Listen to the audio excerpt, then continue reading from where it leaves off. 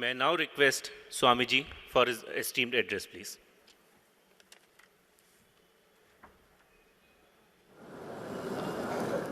गुणातीतो अक्षरं ब्रह्म भगवान् पुरुषोत्तमः जनो जानम निदं सत्यम मुच्यते भवबन्धनात्। श्री स्वामीनारायण भगवान की जय। अक्षर पुरुषोत्तम महाराज की जय।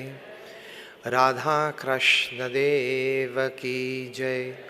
सियावर रामचंद्र भगवान की जय। प्रमुख स्वामी महाराज की जय। महंत स्वामी महाराज की जय। प्रमुख स्वामी महाराज शताब्दी महोत्सव की जय। With prostrations at the divine feet of Bhagavan Swaminarayan and my Guru Hari, Param Puja Pramukh Swami Maharaj and Param Puja Mahant Swami Maharaj, my heartiest namaskar, good evening, and Jai Swaminarayan, especially to the organizers of the International Management Conference, the IMA, and all the delegates present today in this conference. The theme of the conference today, rethink, redesign, rebuild, India 4.0. And the topic shared with me for the talk today is rethink goals. We live in this 21st century, and the state of affairs of the 21st century man and 21st century society is well described by somebody that these are the times of fancier houses but broken homes. These are the times of double incomes and more divorces. These are the times of high-rise buildings and low-rise characters. These are the times of broader highways but narrower viewpoints. These are the times where man has gone all the way to the moon and has come back, but he finds it difficult to cross the road and meet the new neighbor. These are the times where man has broken the atom and he has produced tremendous amount of energy, but he finds it difficult to break a prejudice. The list is very long describing the state of affairs of the 21st century man and society, but in short you can say that these are the times where we have much to show in the show window and nothing in the stockroom. We live in this century, and as the theme of your conference, we are into the fourth industrial revolution. I myself, I'm an engineer. I finished my engineering way back in 1991.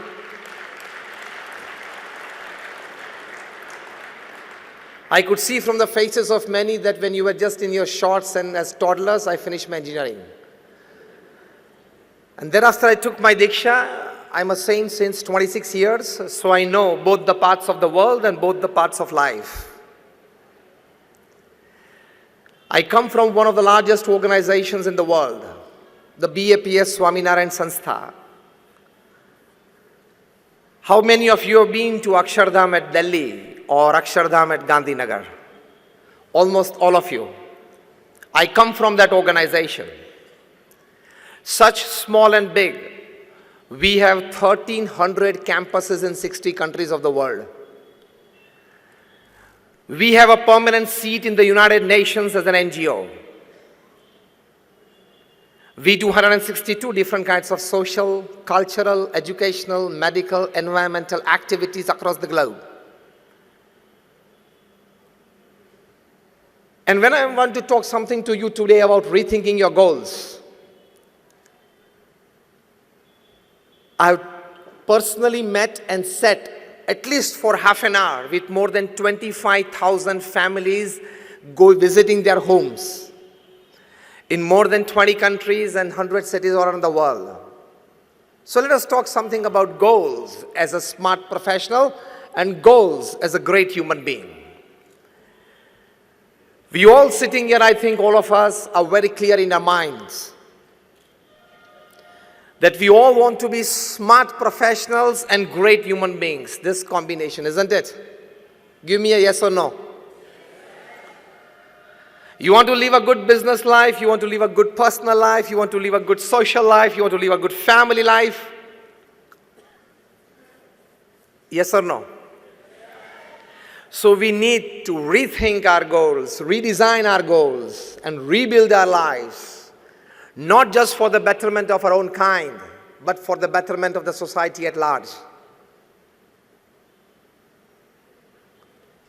From my experience of personally meeting and sitting at least for half an hour with more than 25,000 families across caste, creed, color, religion, nationality backgrounds, let me share with you something.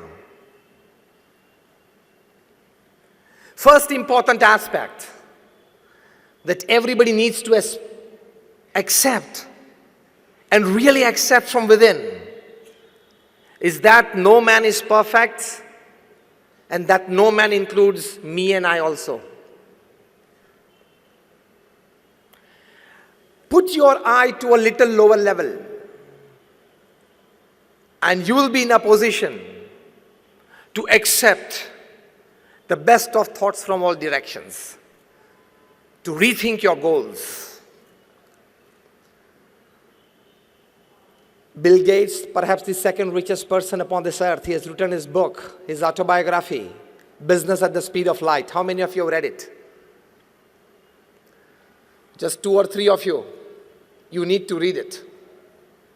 It's as good as attending this conference. He writes in this book how an high school dropout, he himself, Bill Gates, he becomes the richest person upon this earth and a self-made richest person.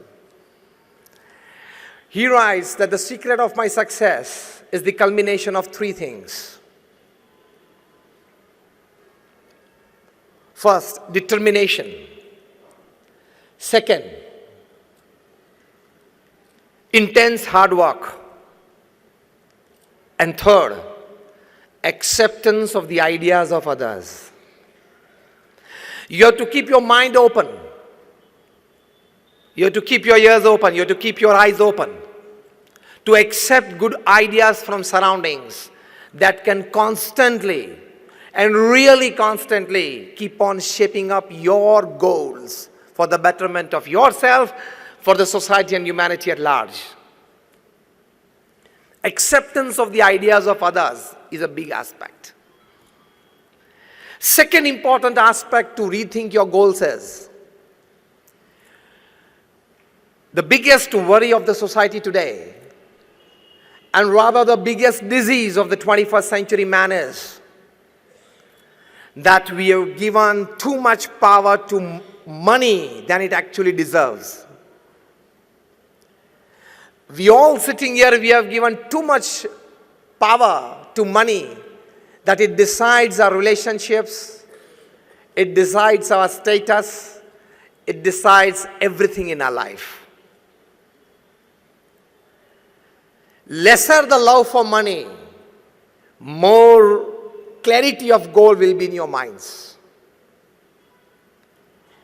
First, tell yourself that definitely I will earn big money, definitely I will use for a better purpose, but I will not have over-attachment towards it, because it is the root cause of all miseries in life. From physical ailments to mental disorders to emotional instabilities.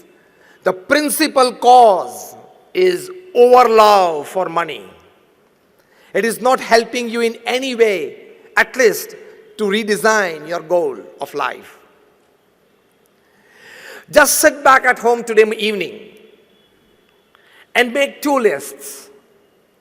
List number 1, things that money can buy and make you happy. And list number 2, things that money cannot buy and you still need it to be happy. Raise your hands if you can give me an answer. Things that money can buy to make you happy. I started a luxurious car. Now, give me answers, a couple of you. A house. Just raise your hands if you want to. Things that money can buy to make you happy. Family? Traveling, okay? Nobody else from that corner. Comfort? क्या ज़्यादा सोचा नहीं रखा इसके बारे में? रात दिन उसके पीछे तो दौड़ते हो. Things that money cannot buy to make you happy. I started. Happiness. Just raise your hands. Peace, love, health. Sorry? Good time with loved ones. I tell you with confidence and my experience of 26 years of speaking at national, international seminars and meeting n number of national, international personalities and reading more than 500 autobiographies and biographies in my life. Let me tell you, if there are 100 things that money can buy and make you happy, there are 1,000 things that money cannot buy and you still need it to be happy.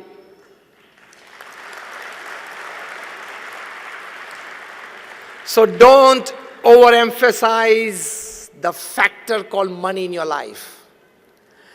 That overlove for it, that power given by you to it is not allowing you to redesign the actual and real goals of life. Money can buy you the best houses, it does not have the power to convert into a home. Money can buy you branded clothes and jewelry, it does not have the power to give you beauty and handsomeness. If money can buy you the best of health care, it does not have the power to give you good health. Otherwise, why would Aditya Birla, the chairman of the Aditya Birla Group, pass away because of cancer at the age of 51? Money can buy you a good health care, not health. Money can buy you good food every day. It does not have the power to give you digestion. Money can buy you good beds. Michael Jackson was sleeping on a bed of 94,000 USD. And still after taking 10 sleeping pills, he could not sleep for 2 hours. So money can buy you good beds. It cannot buy you sleep. So again, I put forward emphatically the statement that if money can buy you 100 things to make you happy, it does not have the power to buy you other 1,000 things which actually make you more happier. Decrease the power and influence of money on you and your life. Only then you will live a perfect human life.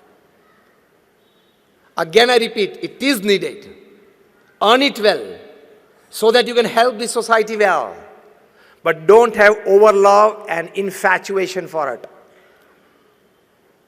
Otherwise, it will so much overpower your mind. It will consume so much of your time that you won't be able to think of any other aspects of life which are very beautiful. Remember, this is a 70 or 80 year game. Human life is 70 or 80 years game. Yes or no? Many of you sitting half gone. Many of you sitting 3/4 gone. And I give you one calculation that will open your eye with a jerk. 8 hours of the day you sleep. Yes or no?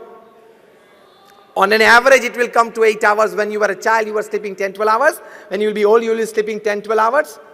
So average will come down to 8 hours a day. 1/3 of the day you are sleeping, isn't it? Out of 24 hours, 8 hours. So 1/3 of the day you sleep. Straight equation.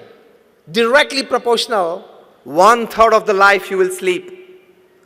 So of the 70 years that you live upon this earth, your 23 years are going to be in sleep. You don't know whether you exist or not. Startling, isn't it? So, need to give a proper thinking to life. Money, power, status, fame, I don't say that you don't go for it. I only say reduce the power of influence of it on your life and you personally. Because all this combined doesn't give you the richness of human life that actually you are here to discover. I'm not just talking spiritual. I can give you n number of examples and incidents from your professional field, from your corporate field, from times immemorial. Napoleon Bonaparte, who was the emperor of France and only one of the 7 people whose name, Napoleon Bonaparte, after his name, it's written the Great. Napoleon Bonaparte the Great. People in England used to shiver by his name. 90% of Europe was under him. And he writes in his autobiography that I can have the world at my feet. I can buy any luxuries under this sun and upon this earth. But I haven't seen 6 happy days in my life. Now what is that? You need to think. Elvis Presley, the king of rock and roll, the greatest entertainer upon this earth ever. When he was just 21, there were 78 Elvis endorsed products in the market.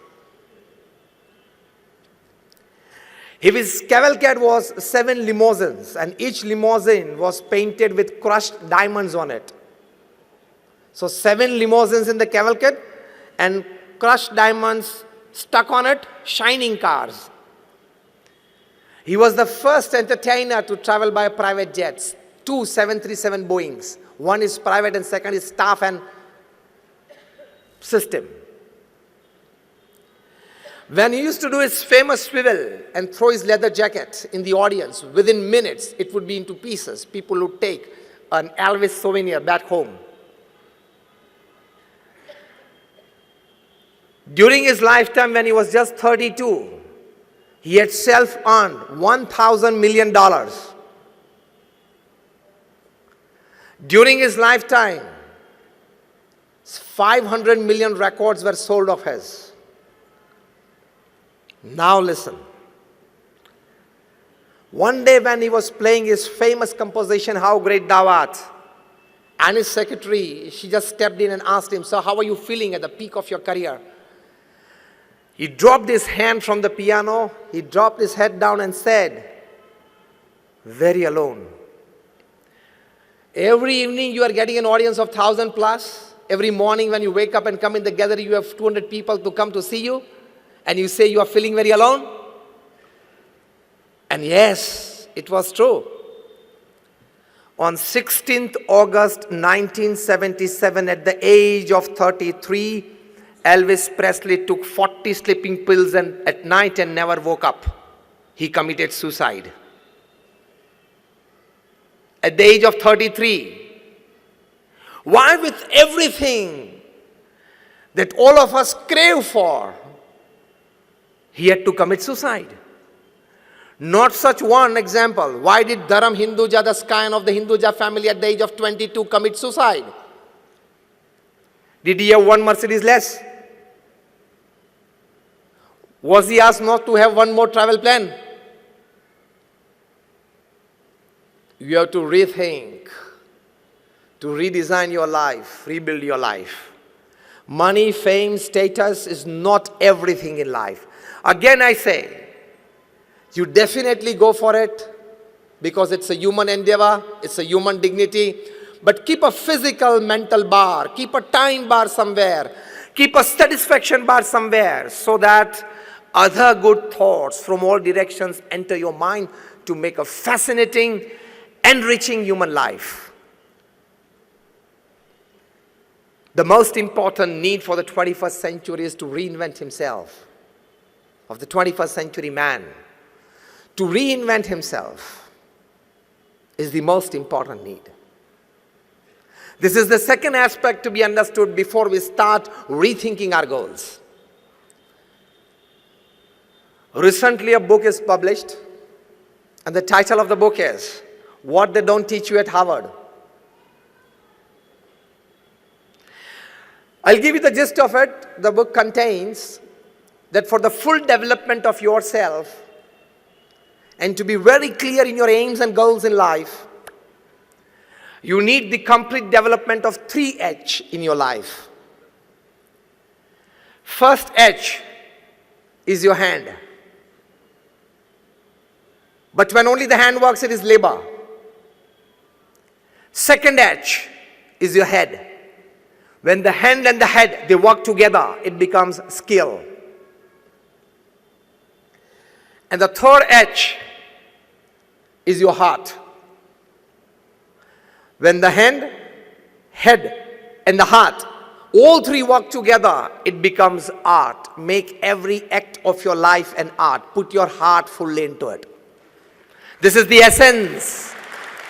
And here is the start of redefining the goals of human life.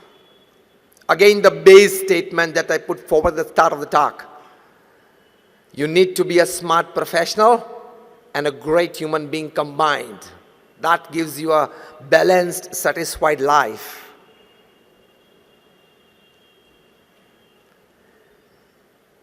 Ratan Tata, he was at a convocation day of a B school just about a couple of years back. And he told the fresh management graduates after all his experience in the corporate world of more than 60 years. He said that don't count your successes and don't count your luxuries by the amount of money that you have in your bank account, by the number of properties that you have accumulated, by the number of relationships that you have in your life, by your social networking skills. This is all not your wealth. He said, count your successes and luxuries of life by the number of lives that you have enriched of people with you during the course of your journey of life. How many of lives you have enriched by yourself. This is the start of the real thinking, of the meaning of the topic, that is rethinking your goals. You worked in the corporate world for 35, 40 years. You had a fat bank balance. You had good properties, good family, good social relationships, everything fine. All credits to you for your good earnings in all aspects of life. But how many lives did you enrich? How many lives did you better of people around you? That is the aim of human living. I've come to you today as I'm given this topic to share something. I don't charge anything for my talks. I've been talking since 26 years at national, international seminars. I don't charge a single paise for my talks. Am I right? The organizers somewhere. This is my selfless social service, giving and caring for the society. And it gives me immense pleasure. It gives me immense pleasure to share and care for the society. So rethinking goals, first important positive aspect is ask yourself every day in the evening, at the end of your day, did I do something to enrich a life of someone around me? From a small smile to a big help, did you enrich something? Did you enrich a life? Did you enrich an environment? Otherwise, apne liye to pashu bhi jeevan jeete for their own self-interest. Even the animals, they live upon this earth. If you live only for your growth, for your betterment, for your luxuries, entertainment in life, it is nothing more than a dog life, donkey life, and cat life. It is not a human life.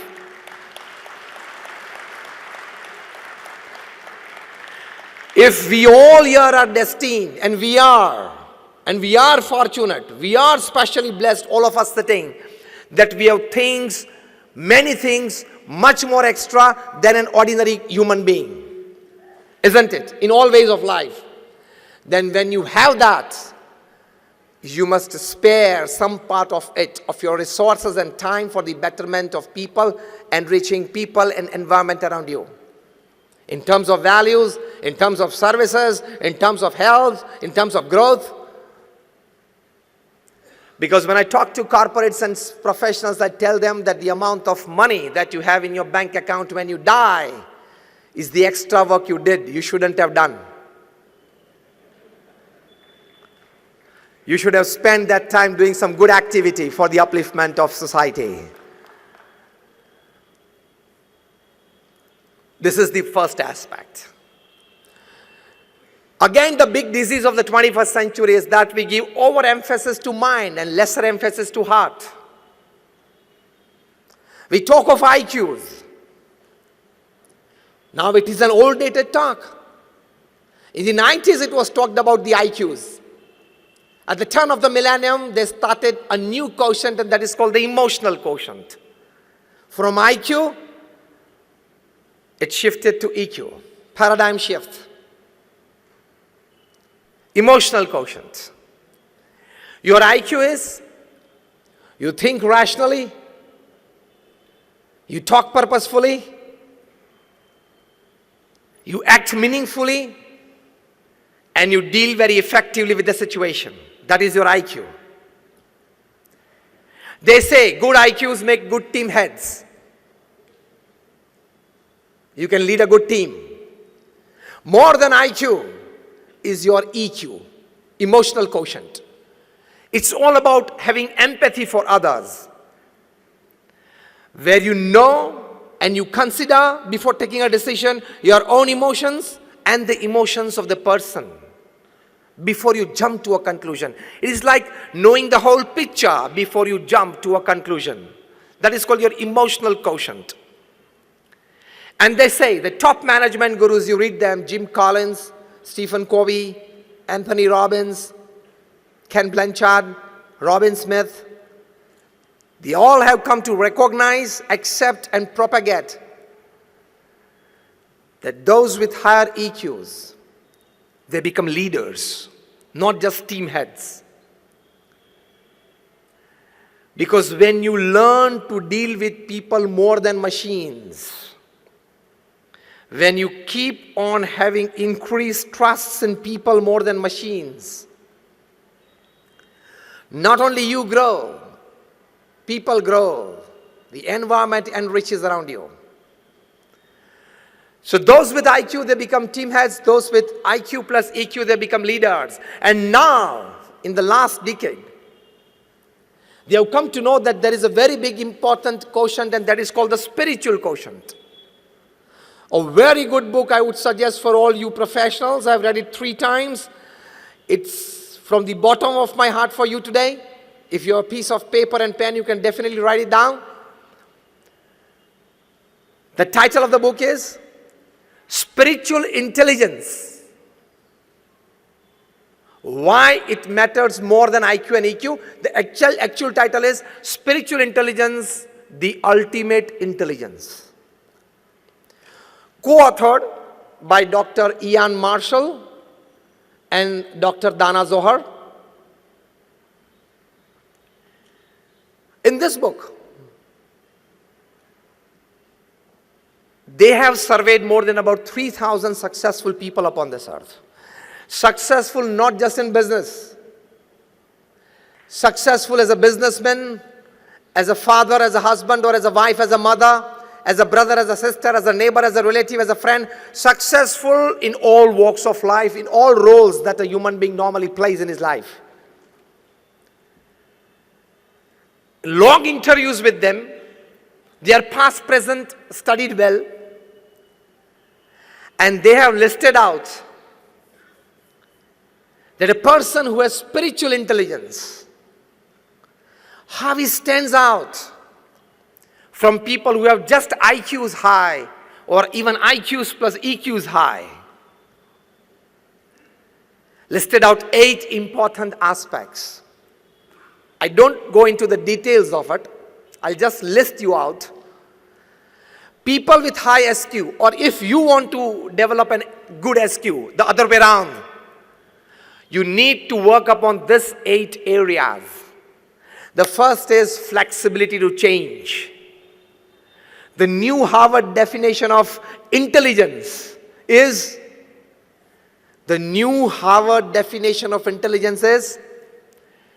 the more quicker you can adapt yourself to a change, you are intelligent.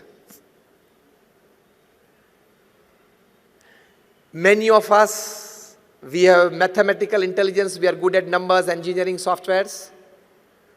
Many of them, we have concrete intelligence, we can deal with machines well. Many of us have social intelligence, we can interact with people well. But the best intelligence is flexibility to change. He survives. Second spiritual intelligence aspect is self-awareness. What am I? Where am I? What I'm supposed to do? What I'm talking? What I'm looking at? What I need to talk? Who are the people around me? Absolute self-aware person. He never makes a private or a public mistake. That is spiritual intelligence. Third, an ability to face and use suffering of life. Any suffering in your life, personal life, professional life, social or family life, that is part and parcel of life, isn't it? Because life is a package deal. As you give packages to your employees, life is a package deal from God. As your employees, they like 70% of your package deal and 30% is a compulsion. Even for you people. Your higher-ups giving you a good deal, 70% you like it and 30% is a compulsion. You don't like it, still you are supposed and forced to do it if you want to enjoy that 70%. In the same way, life is a package deal. It has its pluses and minuses. So, if you have or you develop a capacity to face your suffering with a smiling face and then use your suffering for your elevation. Now this is something very important that I'm telling you. You should develop a neck. Some people have that neck to use their suffering for their own elevation. The top guy in the country, the top gentleman in the country has this neck. Anything thrown at him, he can use it and convert it into a giant vote bank. That is a neck. Anything thrown at him, he can convert it into in your corporate language, a big business, in his language, a big vote bank. That is a neck. An ability to face and use suffering. Fourth, an ability to be inspired by vision. You see something. Actually, we always see. We don't observe much. Here the word see is observe. You see something and you are inspired by it. The fifth aspect of spiritual intelligence is to see connection between diverse things. Diagonally opposite happenings, and you see a connection between them. That is very crucial to you solving problems at your workplace.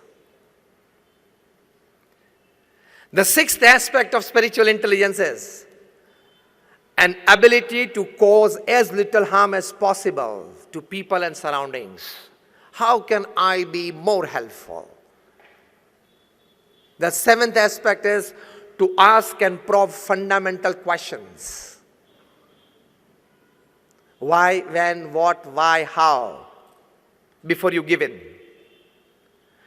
And the last and the eighth aspect of spiritual intelligence is an ability to think and work against a convention.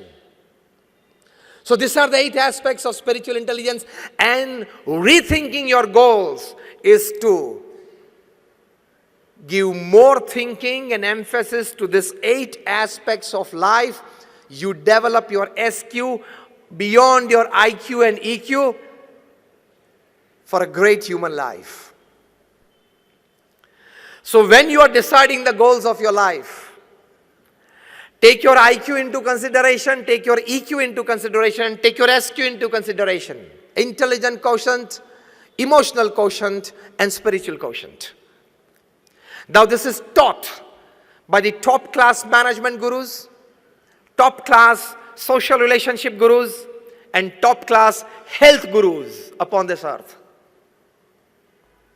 For this teaching, they charge you $500 a day. You are getting FOC now.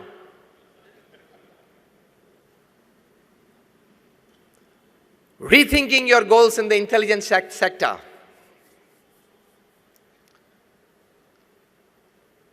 Let me pin you a bit.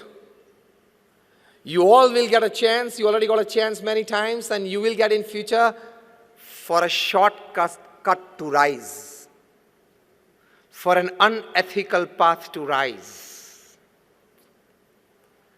If you go for it, you will have easy and quick buck at the end of the day.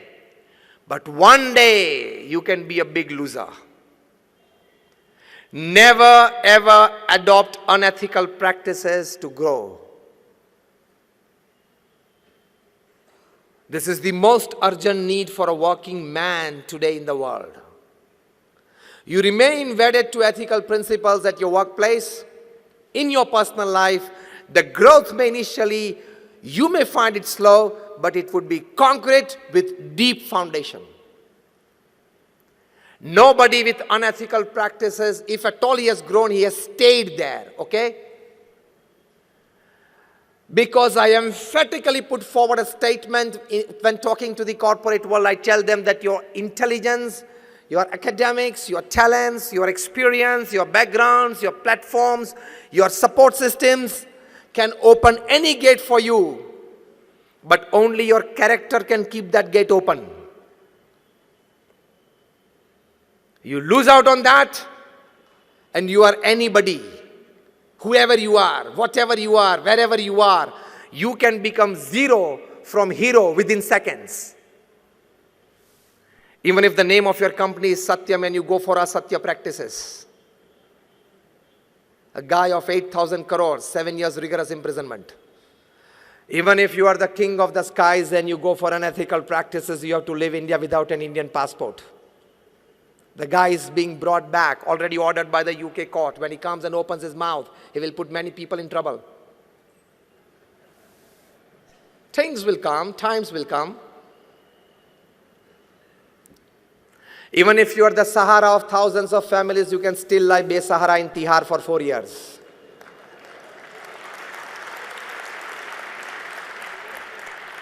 Don't go for unethical practices. Even if you are a spearhead pace attack of India, Indian cricket team. If you go for spot fixing, you can't avoid a life ban on yourself. You are getting me right? Yes or no?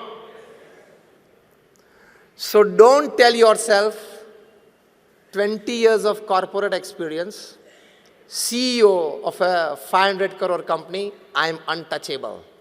Never think that, okay? Never tell yourself holding your handset in your hand and 500 big contacts, 15 ministers, 10 MLAs, 20 MPs, 50 corporate honkos. Nothing can happen to me. I can call at midnight anybody and these people are at my help. Situations will come in your life and you go for unethical practices and caught. None of this less your phone will go through. It can land you in jail. So remain wedded to ethical practices. Rethink your goals. Don't tell yourself, koi bhi paristhiti mein, anyhow, anyway, I want to be 100 crore company. Not anyhow, anyway, okay? That words keep for yourself, for generating energy from you. Anyhow, anyway, I will do it. That is for your self-inspiration and motivation, not for your behaviors. Got it? Otherwise, you can be in trouble.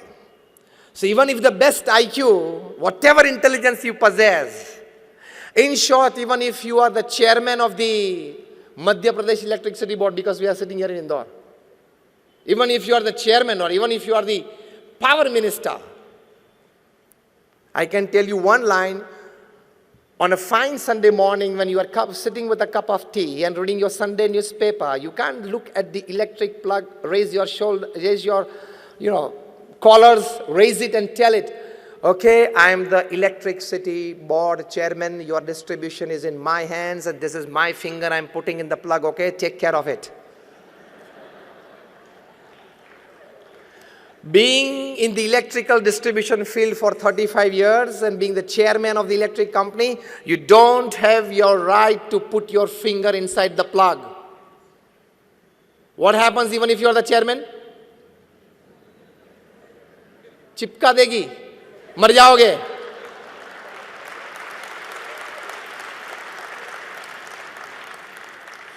Because electricity doesn't know your power, your position, your status, your wealth, nothing. It knows only human flesh and blood. In the same way, unethical practices done by you doesn't know your power, your position, your status, your wealth. Unethical practices is like electricity. Don't play with it. This is I'm talking of behaviors at your workplace. Now, let me tell you of the latest burning issue, ethical behavior in your personal life. The Me Too movement. Very less speakers would talk on this. The day it came out, I decided to talk in public as well. I've been talking since last about 6 months on this. Remain very ethically wedded to your personal character as well. This is more powerful than unethical practices at workplace. It can ruin you. It can ruin your career. It can ruin your family. All your goals thought in your teenage, young age, and the start of your professional career will go all in vain within seconds.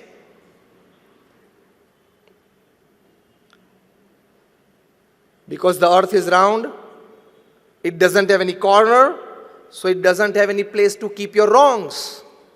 We all study science, isn't it? In our high school, I think in physics, we had a force called the buoyant force. When a hard, solid object you try to put inside a bucket filled with water, the water gushes it up, and it is called the buoyant force, but it pushes it up, isn't it? All your wrongs possess a tremendous buoyant force. It has the power to come up in the open and shout, yes, this guy did this. Even a central government minister had to put in his papers because of the Me Too movement. From there to a giant e-platform CEO in Bangalore. They have to put in their papers because of this. And thereafter I say that today it is the Me Too movement. This generation of ours will see a C2 movement. You know what is this C2 movement? Now we are standing into India 4.0. Am I right? The theme of the conference? The new industrial revolution. You are talking of nanotechnology. You are talking of artificial intelligence. These people will design softwares. Because in future all the cities will come under CCTV every square inch. Today London is the only city in the world that every square inch of its public space is under CCTV. It will happen to all the cities in future, in the near future. If somebody complains that this guy or this person looked at me in my, like it was like not comfortable to me, and it is caught on CCTV, then it's difficult to prove that, okay, I just looked at it. It was nothing malignous in it. But then this AI people, nanotechnology people, IT people will develop 20-25 types of softwares that if they are put on your vision in the iPhone, it will prove that there was something wrong in it. This is the next step of AI that your conference is on. I was sent the email by the organizers where I read it. I just read the mail, rethink, redesign, and rebuild. And there we are in today, revolution, industrial revolution, technological revolution 4.0. This nanotechnology, artificial intelligence, 3D printing, everything is revolutionizing the world. This will reach to that level where your blood will be made in the laboratories. This generation will see that our blood will be made in the laboratories. This generation will see that softwares can prove everything. This generation of ours will see, I'm giving you bigger visions. Our generation today, we sitting, will see that if there is a murder somewhere, even after 1 hour or 1 day after that, they'll be able to click pictures going there. Figures will be there and they can produce a positive picture that you see today that yes, this is a life that you killed. Pictures will be clicked of people after they have left the venue. 1 hour after that, 1 day after that. This will all come into practice. To stand yourself firm in the midst of this revolution. Definitely you adhere to the revolution. That is the need of the times. But at the same time, take more care of your thoughts, your behaviors, your ethical values in life. Only then you will be able to withstand this new revolution. Only then you will be able to flow with the tide of the new revolution. Only then you will be able to manage yourself. Otherwise, you will be a loser. This is much needed today in this 21st century. This is the need of the hour.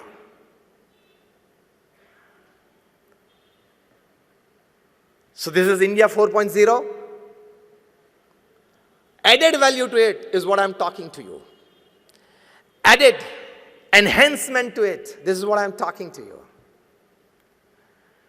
If you decide to grow, basically there is a misconception among us. You increase the turnover of your company, and people also tell you, you also start feeling that I have started becoming successful. Isn't it? Yes or no? No. There is a big difference between growth, progress, and success. If you increase the turnover of your company from 50 crores to 100, from 100 to 500 crores, it is called growth. It is not success. Let me redefine you the definition of success. Increasing your materialistic possessions in all ways is your growth. That growth, if it is aided by ethics, ethic means discipline, means honesty, means norms, it is called progress. So growth plus ethics is progress. And that progress plus humanity, morality, and spirituality is called success. So again I tell you, your turnover increased from 100 to 500 crores, you are not successful, you have just grown.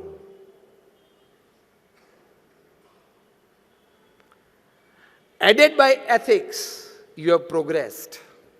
Added by moralities and spirituality in life, it's called success. Because even after having $100 million in your bank account and you are not happy from within, you have just grown, you have not been successful. Successful word itself includes stability, happiness, and peace along with all types of your growth and progress. Now rethink your goals. You just want to grow or be progressive or want to be successful. So now, according to this definition, just raise your hands. How many of you want to be successful? That's fine, all of you. Be clear in your thinking. There is this difference between growth, progress, and success. Be very clear about it. Only then you will be able to rethink your goals and redesign your path to rebuild yourself. Let me talk to you about a person whom I have seen so closely for 30 years, observed every act of his life, very closely saw every deed of his life. Pramukh Swami Maharaj, the creator of Akshardham, which you have all been to.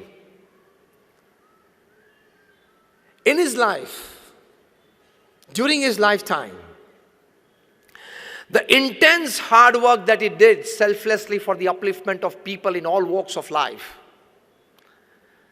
He traveled to 18,000 villages in 60 countries of the world, selflessly to uplift people, to de-addict them, to culture them, to tell them that you must send your kids to school, into deep Adivasi, SC, ST areas of the country and elsewhere.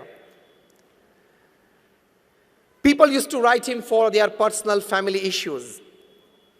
Such more than 7.5 lakh letters he read and answered in his lifetime at an unbelievable average of reading and answering more than 70 letters a day without a Sunday for 45 years. Not just blessings, a clear cut, do this or not. If you go back Monday morning to your office, anywhere where you come from all over the country, and you open your mailbox and you find like about 15 mails, 20 mails to answer before lunchtime, what would you feel? My goodness, first half gone. Pramukh Swami Maharaj answered 70 letters a day without a Sunday for 45 years. He met more than 500 people a day, personal audience to them, listening to their issues and guiding them well.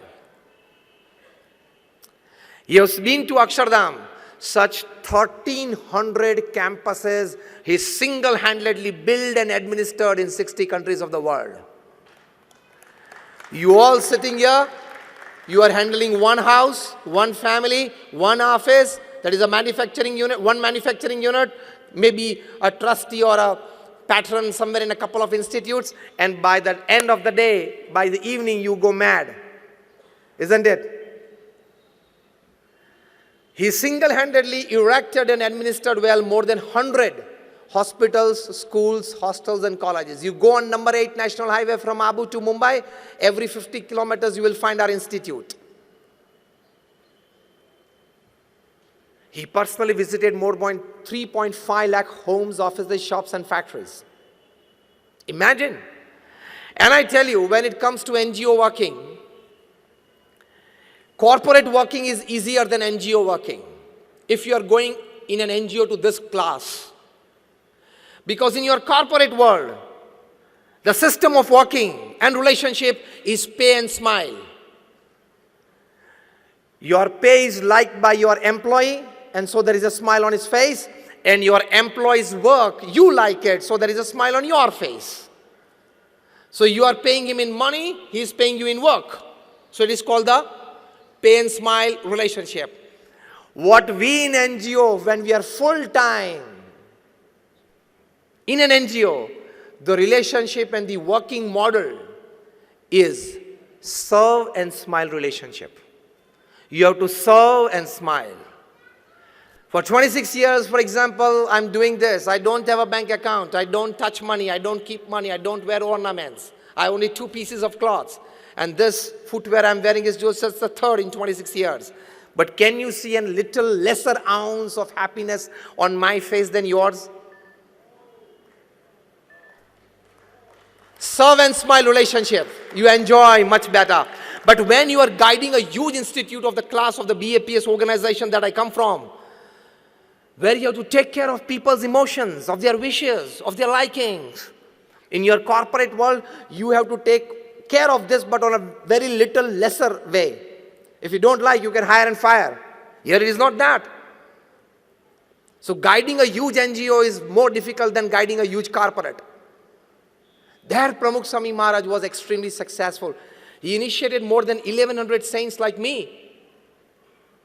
How many of you have 5 people in your office? Let me ask you a very blank question on your face.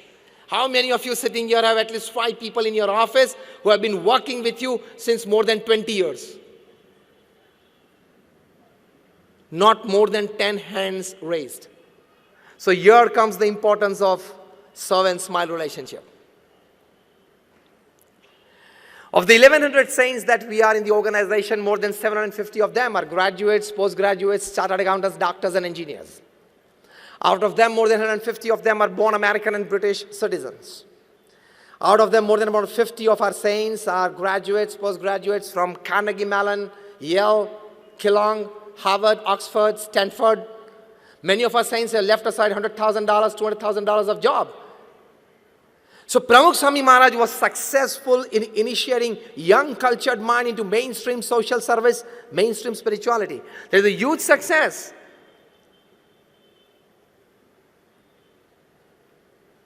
He worked with all his intelligence. He worked all with his emotions. He worked all with his spirituality in life. How? I tell you. Once he was asked, which thought remains with you 24/7, in your mind constantly? And he said, the thought that has never entered my mind. Shall I tell it first? And that was more interesting. Pramukh Swami Maharaj said, the thought of hurting anybody, physically, mentally, or emotionally, has never entered my mind.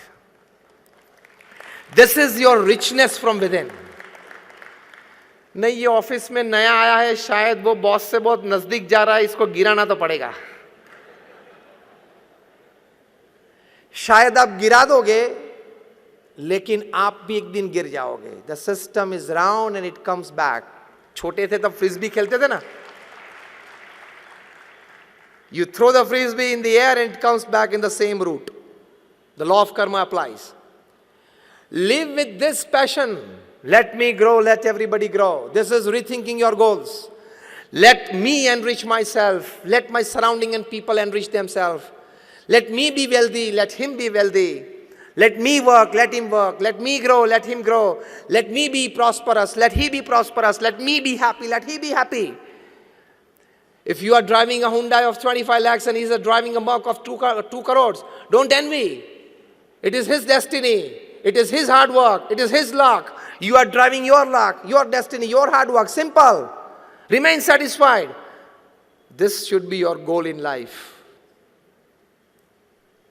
Otherwise, your 25 lakh Hyundai car's joy will vanish within 1 week if you see a Merc parked beside you. And especially of your brother-in-laws.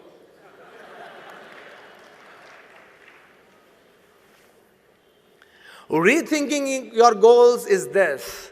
Materialistic possessions are not everything in life. Life is much beyond that. If you haven't read good 200 books in your life, you will never grow as a human being. But you don't want to read it because you feel that everything is on the screen, on my mobile, on my iPad. I'm not against it. I also use a mobile, I use a laptop, I have an iPad, I have a full-time office. You need to get to the people, you need to get to work. But don't become a slave of it. Today in this India 4.0, when you have your theme, rethink, redesign, rebuild, let me tell you, be tech savvy, but don't be tech slavey. You got this? Be tech savvy. I'm also tech savvy. To make your work better. But don't be tech slavey.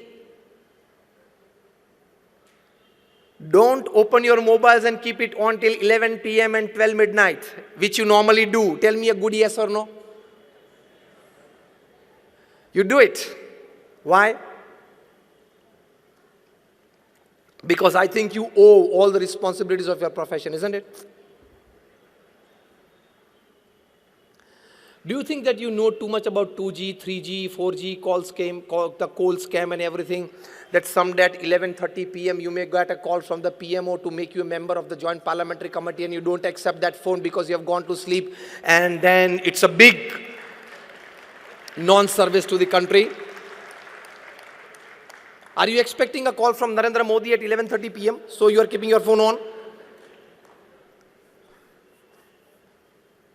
These gadgets are made to serve you. The reverse has happened. We have become the slaves of these gadgets. For no reason, consciously or unconsciously, every third minute your hand touches the mobile. If it doesn't touch, you become discharged. Knowingly or unknowingly, you have to touch something. And every third minute you get your mobile out from your pocket. Is there something? Then are you a celebrity?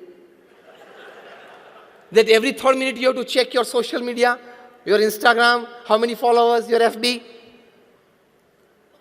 Somebody asked me, Swami, are you on Facebook? I said, no, I face the book.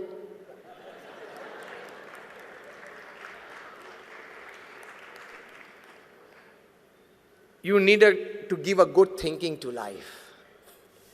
Otherwise, your life will end. 80 years will go. And at the end of your life, you will feel, my God, gone? Read a good book. I again give you a good book to read. The title of the book is The 5 Regrets of the Dying, written by an Australian nurse, her name Bronnie Ware.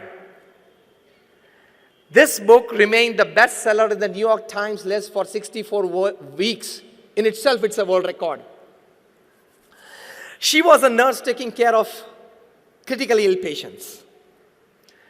And secretly, because the patients knew that they were going to die in another 5 weeks, the family members knew, the paramedical staff taking care of the patient knew, so it was obvious. But this nurse, when she and the patient were alone in the room, she would ask the patient to fill up this form. That, sir, or the lady, that when you are leaving this world, when you know that in the next 5 weeks you will leave this world, what do you cherish and what do you regret? From an ordinary carpenter to a CEO, to a family business owner, whole range of people have responded. She started a blog that became famous. She was advised to write a book. She wrote a book which became famous. The book made her a millionaire. The title of the book is 5 Regrets of the Dying, in which she writes that all this more than 1,000 range of people who responded to me, they had this 5 regrets in common at the end of their life. Again, I repeat, from an ordinary carpenter to a CEO to a family business owner. The first regret they had: why upon earth did I work so much like a donkey? The first regret. And you all say, no, I want to put 10 hours of work, 12 hours of work, 14 hours of, until I become a 100 crore company, I will put 15 hours a day. Foolishness. You have not understood life. You don't know what is the goal of life. Mukesh Ambani is not drinking curry in the evening made up of liquid gold, okay? You got it? He is also drinking curry made up of buttermilk that you and me eat, and what you will eat in the evening, dinner. He is not chewing gold biscuits, okay? Glucose, like you and me. As simple as that. And the amount of joy that he is getting watching a rising sun is not more than you. The amount of joy that he is getting seeing the tide and the ebb of the sea is not more than you when you get it watching it. The natural resources of happiness are same for everybody. Man-made happiness sources can differ, but they don't last lifelong. Rethinking your goals is being more dependent upon natural happiness that is within you than artificial happiness. This is the need of the hour. I'm not against technology. I'm just into the last minutes of my talk for the organizer. I'm not against technology. Everything must grow, from nanotechnology to AI. But we need to put a line of demarcation somewhere. More of technology, at the same time, it has one cruel thing that it carries with it: more of crime. When Werner von Braun, he invented the rockets that could send satellites into space. At the end of his life, he writes in his autobiography, I'm putting him in not just word to word, but letter to letter. He writes that for only with God reinstated in the hearts and minds of people that he would advise us, he would inspire us to work more on the technological sides and much more on the ethical sides to save us from the dangers of technological revolution. I'm not against artificial intelligence, but we will have to put a bar somewhere, otherwise it will snatch away many level 3, level 4 jobs. And this level 3, level 4 job people, they don't have alternates to earn. They have only one skill or one type of thinking, or they know only one work sphere. And when that job is taken away by artificial intelligence, he will have no option but to commit a crime, to fill his stomach and the stomach of his family members. Again, I repeat, I'm not against it, but we'll have to put a bar somewhere. Technology should be helpful in your growth, progress, and success. It should absolutely mind in taking away the jobs of small people. More jobs gone of small people and you will invite more problems in society. More kidnappings, more murders, more shootouts, more terrorism. So you will have to put a bar of demarcation, a bar of discrimination, a line of control. To what extent we can go in this sphere? If machines will start doing everything, what will you and me do from the morning? And from early childhood, we have heard and learned a proverb: an idle mind is a devil's workshop. So your and my mind will be devil's workshop after full development of AI. Then what will we do? Commit crimes. No other business. So this is also a small but a very important aspect that we must consider, which is very much necessary, rather absolutely. Coming towards the end of my talk, when you decide the goal of your life, many of us have decided, but rethinking to it, being a smart professional and a great human being, that is the combination. Keep faith in God. Keep faith in His doership. To work, when you go to work, tell yourself that nobody is going to help me. I have to work my way. And at the end of the work, don't think much about success or failures. Give it to God. Let Him give me the result. My job was to put my all resources that I have into my project. Rest, He decides, I accept it. That will give you a wonderful, peaceful life. Because if there are 10 factors affecting the success of your project which are in your hands, there are 100 factors that affect the failure of your project which are not in your hands. Here is where Lord Krishna tells Arjuna in Srimad Bhagavad Gita, Karmanyevadhikaraste ma phaleshu kadachana. Krishna tells, today top corporate honkos are trying to accept this. What did Krishna tell? He tells Arjun, now remember or listen very carefully. Arjun, your job is to perform your duty well. Put all your resources to bring success to you. But final result, I will decide. Whether to give you, not to give you, how much to give you. This is very clear. I can prove this to you practically today, right in front of you. Logically, I can get a yes from you when I ask you. All of you have an experience, all of us have an experience, that sometimes we planned very well, we executed very well, and yet we did not reach the peak of success that we wanted, lesser success, or sometimes we failed. Yes or no? The other way, again a yes from you. Sometimes you planned less. It was all in a hurry. You were not satisfied by the execution of it, and yet you got results beyond your imagination. Yes or no? Tell me a big yes. It has to be yes. That means sometimes it's the best of planning, you got lesser things. Sometimes the worst of it, you got more things. That means some factors invisible to you are getting applied on it, which are beyond your control to bring successes to you. That is decided by God. So I am of the opinion, and you should be of the opinion, do your duty to the best of resources that you have. Put all your brains, talents, experience, know-hows, connections, everything into your project. But by the end of the day, when you retire, pray to God and tell, I have performed my duty well to the best of my knowledge. I will accept the results, and you will be an absolutely tensionless, peaceful at mind person with a good sleep without a sleeping pill.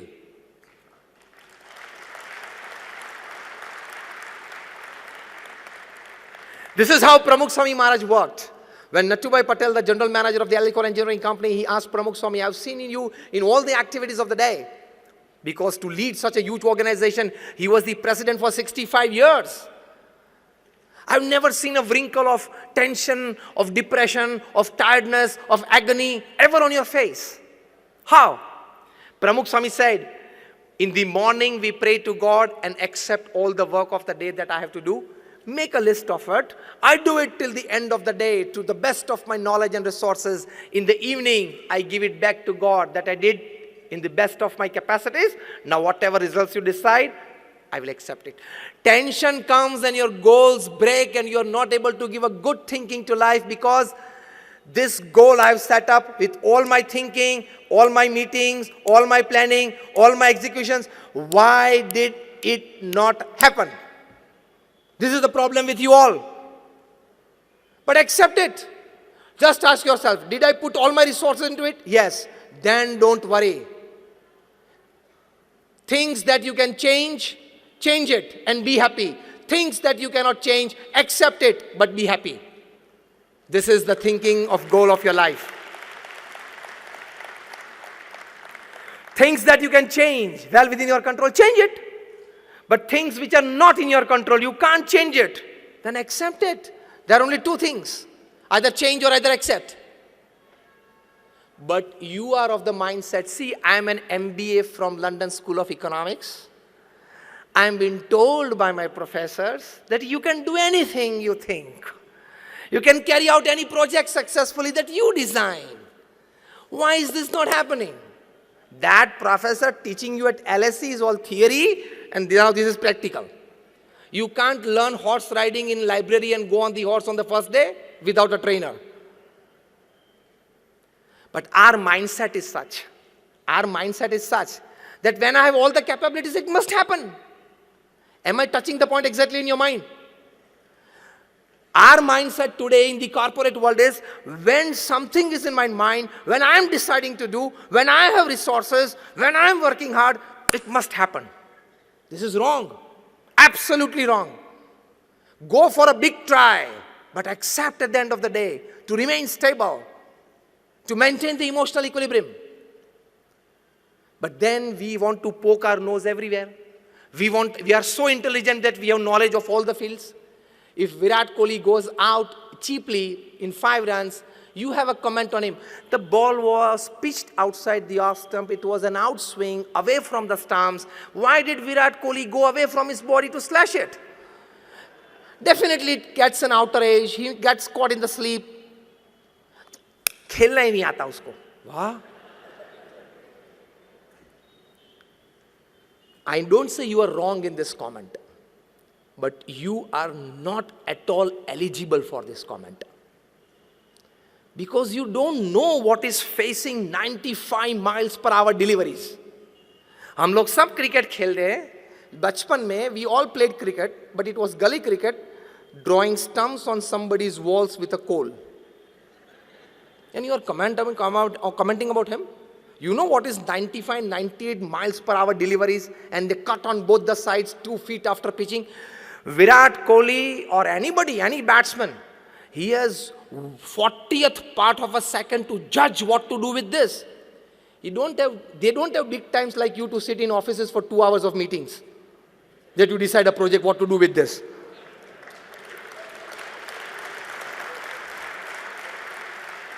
आप ये mindset में हो, हाँ 2 घंटा चर्चा कर ली, अब तो सब कुछ तैयार हो गया, अब तो होना ही चाहिए. He doesn't have that. He doesn't have everything on paper. Every delivery is a new one. He has 40th part of a second to judge what to do with this delivery. And a small mistake and he's gone. And the whole country is up. And we sitting here, we don't have an experience. Slightest experience, not even an ounce of experience of what is emotional pressure to perform when 50,000 people are staring at you. None of us have this experience. And millions watching you live on TV. Virat Kohli has to forget millions of his fans, millions of live watchers, millions of TV watchers, his companies that and products that is endorsing, nothing, the line and length of the delivery. When I talk to students, I tell them the amount of energy that Virat Kohli uses in one day, if he plays the whole day in his concentration, is the amount of energy that a 12th standard student uses in last 3 months of his preparation of exam. Tremendous energy and concentration. And you start commenting about him. thinking of your goals. Remain restricted to yourself. Go deep in your field. Have superficial information about things so that you may be in the society. Go deep in your field and enjoy your life. You are all here, and me too, are least concerned why Trump won over Hillary in Philadelphia, in Florida, in California. We must only know that he won against Hillary and is now the president of US. Philadelphia में ये issue था, Florida में ये था. Why are you concerned sitting here in Indore? You open up page 3 in the morning. You are a fool. Why are you opening it? Why do you want to go deep into people's lives? I tell you, you people sitting here know more about Hollywood, Bollywood stars than your children. If I ask you 5 names of your children's friends, 90% of you will not know. And if I ask you, give me 5 names of Bollywood, Hollywood and Indian cricket team, you will give me 10. You don't know the goals of your life. You and your family are top priority. And I'll give you in one sentence all the stories of page 3, right from the day it started to the day it will go. Shall I tell you? So you don't have to open page 3 every day in the morning. Every morning, 2 people come together, and every evening, 2 people who had come together yesterday, they parted. This is page 3 story. Every morning, 2 people come together, an actor and an actress. And every evening, those 2 who came together yesterday, they parted. These are stories of page 3. Why are you putting yourself into that gossip? And then you pick up the phone and tell your friend, pata chala tere ko usko ye ho gaya. You are a fool.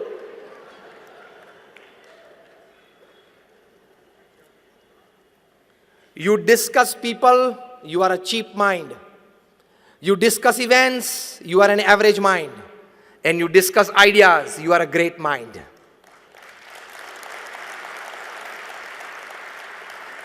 Now check your category. Now check your category, which type of mind you are by the type of the discussions and the activity that you do. Faith in God is stabilizing yourself by your thought processes. Faith in God, now experimentally it is proved. Recently by the University of Pennsylvania, University of Philadelphia, I can give you the names, Dr. Andrew Newberg, Dr. H.G. Coing, they did a wonderful survey. 4,000 people called from all over the United States, across caste, creed, religion, nationality, backgrounds. They were made to sit in Indian postures and do 12 minutes of chanting the holy name of God in whichever form of God that they believed in. Before that, their MRIs and mind mappings were done by special psychoneuro softwares. After the experiments for 8 weeks, again their mind mapping and MRIs were done by psychoneuro softwares version 2.0. And the secretion of hormones in their body when they have certain thought processes, when they have certain emotions was checked. And you know the final outcome. You can read this on the website of University of Pennsylvania and Philadelphia. And with them there was an NGO called the Child Trends. Their CEO is Philip Fletcher. I'm giving you the names, you can read it. They found out it was an absolute scientific experiment that 12 minutes of chanting the holy name of God in the first age group from 4 to 12 age children, they found that they had 23% increase in their memory power. Isn't this good for your growth, for your progress and your success? In the age group of 12 to 22, teenagers and youngsters, 12 minutes of chanting the holy name, they found at the university, these 2 scientists by their psychoneuro softwares, that they had 15 to 18% increase in their willpower and confidence. Isn't this a big gain in life? The third age group, 22 to 60, most of us that we are sitting here today, working age group, they had about 15 to 20% increase in their buffer capacity. That is the capacity to absorb shocks of life. क्योंकि जितने भी shocks आते हैं ना ये age group में आते हैं 22 to 60, personal life, family life, professional career, everything, professional career सभी में इसी में आते हैं. And the last age group was 60 to 80, that is retired and old age people, chanting the holy name of God that they believed in for 12 minutes a day. The psychoneuro softwares at the University of Philadelphia, it proved that this age group had an amazing 20% plus increase in their strength of immune system, जिसको हम रोग प्रतिकारक शक्ति बोलते हैं. So they proved in their report that chanting the holy name of God can give you a better memory power, increase your willpower and confidence, better your buffer capacities, increase the strength of your immune system. Isn't this a very big advantage? You people are businessmen. Anything FOC, you like it. This is FOC. Chanting the holy name for 12 minutes, you don't have to give anything. Even when you are bathing, even when you are doing your morning course, you can have it. Seriously. But sitting at one place and doing is more advantage. But such big advantages. At University of Columbia, they surveyed 1 lakh families over 8 years in 110 countries of the world, in 5 continents, across caste, creed, religion, nationality. And they came to a conclusion that a small religious activity every day, like chanting the name of prayers and everything, it gives you better health. It increases the academics of your children. And more importantly, they finally said that it has the capacity to increase your tolerance level and increase your acceptance level for a better family life. Your advantages. So, rethinking your goals, principle in one line of all that I talked today, is don't just go for your materialistic pursuits, your wealth, your status, your fame. At the same time, try to be a great human being where you have all the good values and virtues. You distinguish yourself from an ordinary animal life. You remain satisfied with your life. And at the age of 80 or 90, you can put your hand on your chest and tell yourself, yes, I lived my life. If you can do this, it is well lived. So finally, understand the difference between fun, joy, happiness, and bliss. We all take fun as ultimate happiness. I just exemplify by one line, then I will end my talk.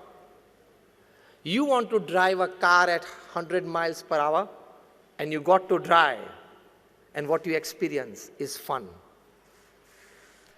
You wanted that car in your possession, to own that car, and you got it. That is called joy.